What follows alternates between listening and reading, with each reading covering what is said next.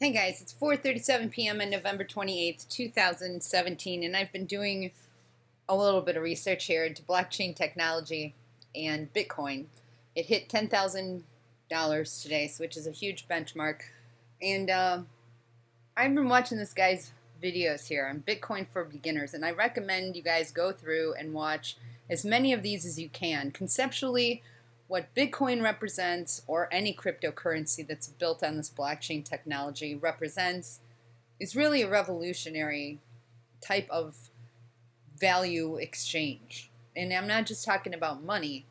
I mean, we're talking about actual value exchange. So right now we're used to dealing with currencies and stuff like that, but this is a little bit different. And although money is tied into it, there's a huge component here that is very, very attractive. So say, for example, we use YouTube as the example. Right now, I have a handful of videos that were censored by YouTube. I uploaded them, people got to watch them for a couple of hours or a month or so or a day or whatever, and then YouTube suddenly censored them. But if YouTube content was uploaded in a blockchain technology, it wouldn't be censorable because YouTube would be dispersed onto everybody's computers, and the content and the registry of the information would still be there, and anybody could go back and watch my YouTube videos because you can't erase the access, you can't erase the content, you can't erase this digital signature of the information. So providing that you had a YouTube app or whatever, the information that was there is still going to be there and it can't be edited out. This provides a tremendous amount of freedom to anybody who's using the blockchain technology. But here's the problem. Okay, so now that obviously that works for money too. This money, the whole purpose of the Bitcoin and the blockchain technology is to fan out the digital signatures in what's called a proof of work. In other words, once that proof is registered on the block, the chains of the data, not on a server somewhere where, the Federal Reserve or the US government or YouTube can come in and edit the content out and rewrite history.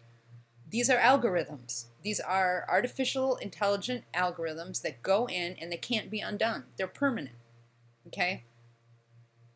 Problem then becomes, after we get this tremendous amount of freedom and the internet is completely wide open and all this stuff is registered in history and we all have access to this blockchain, whether it's money or old YouTube content, and we overthrow the banks and we overthrow the tyranny of YouTube or whatever, the whole world is free. The problem then becomes access to the actual computer. Ultimately, what this all boils down to, guys, is identity. Our identity. Once blockchain technology goes online and everybody's using it and we replace our currency, which I'm pretty sure is going to happen, the next problem we have is accessing that blockchain. And that's where the ultimate power comes in. And here's what I wrote in one of my comments here on this. And it just kind of ultimately just kind of made sense to me. So let me just read you my comment. So if we apply this model to all things, from money to YouTube content, which is often censored by evil corporations and powerful individuals, then the whole world could live free and independent. And the only last issue would be creating the perfect link between individual and internet identity. So whoever controls the issuance of the identity and the interface to the internet would then control the entire population. And of course, I go here and I quote Revelation 13. And it also causes both small and great, both rich and poor, both free and slave, to be marked on the right hand or the forehead, so that no one can buy or sell unless he has the mark. That is the name of the beast or the number of his name.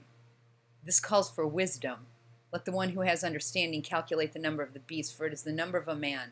I can see why smart Christians are a little troubled by the building blocks leading to this control network.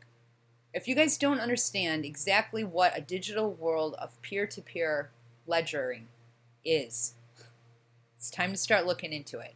Because it's not just so much that you have, and there is a huge issue, like I pointed out in the last one, you have this huge bizarro world where you have, EMFs and this whole idea of artificial intelligence and the art elect and this weird stuff that D-wave computing and quantum computing and all that stuff can do. That's really weird.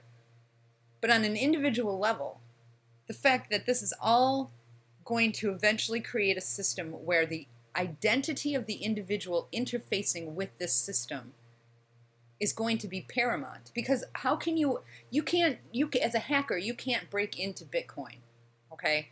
You can't break into Bitcoin and rewrite its code. It's got a ledger that spans forever, and you can't undo what's written on that ledger, and that ledger is embedded across every computer or electronic thing that's ever interfaced with it. So you can't. It's impossible to hack Bitcoin. So then the issue becomes, if it's not possible to hack Bitcoin, you can certainly hack somebody's identity. Like I could go in and sign in and pretend that I'm, what is this guy? I think his name is Antonio Andropoulos. What's to stop Bitcoin from knowing that I'm not Antonio Andropoulos? See, that's the thing. Is that the weakest link in the system then doesn't become what's happening in the system. The weakest link in the system becomes who logs into the system. You see? So it's the identity of the individual. See, I could go and pretend that I'm Antonio Andropoulos and go buy myself a Cadillac. And the system isn't going to know the difference. The system doesn't know my face. The system doesn't know my IP address from his IP address. He can log in anywhere. So if I go buy myself a Cadillac with Antonio Andropoulos' Bitcoin, you see the weakest link ends up being the sign-in value.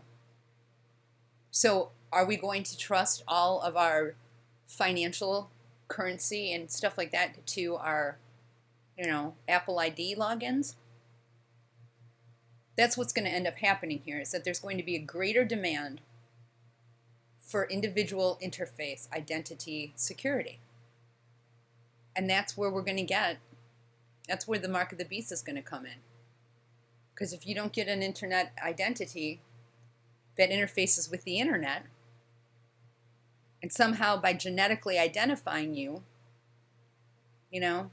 that's how we're not going to be able to buy or sell.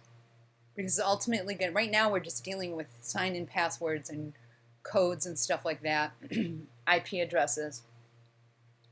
But the only thing that differentiates me from Antonio Andropoulos here, or Anthony, or whatever his name is, Andropoulos here, is my genetics, my face, my person, and his cell phone and my computer do not know the difference between us. So it's going to be that interface that creates that distinction of individual identity. That's what's going to make this so creepy. Just my guess.